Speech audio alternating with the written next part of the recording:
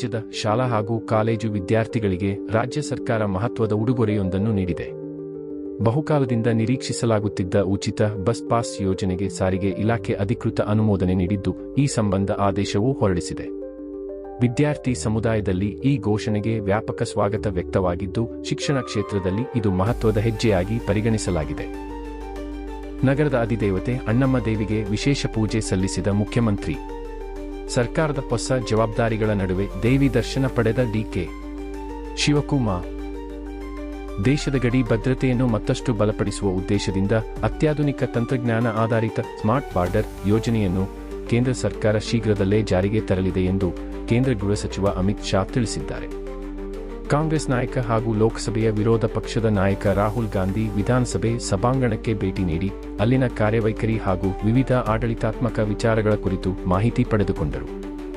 ಪಾಕಿಸ್ತಾನ ಮೂಲದ ಉಗ್ರನೊಂದಿಗೆ ಸಂಪರ್ಕ ಹೊಂದಿರುವ ಶಂಕೆ ಹಿನ್ನೆಲೆಯಲ್ಲಿ ತುಮಕೂರು ಹಾಗೂ ದಾವಣಗೆರೆಯಲ್ಲಿ ಇಬ್ಬರು ಯುವಕರನ್ನು ಪೊಲೀಸರು ಬಂಧಿಸಿರುವ ಘಟನೆ ಬೆಳಕಿಗೆ ಬಂದಿದೆ. ಕೇಂದ್ರ ತನಿಖಾ ಹಾಗೂ ಗುಪ್ತಚರ ಸಂಸ್ಥೆಗಳಿಂದ ಲಭಿಸಿದ ಮಹತ್ವದ ಮಾಹಿತಿಯ ಆಧಾರದಲ್ಲಿ ಈ ಕಾರ್ಯಾಚರಣೆ ನಡೆಸಲಾಗಿದೆ.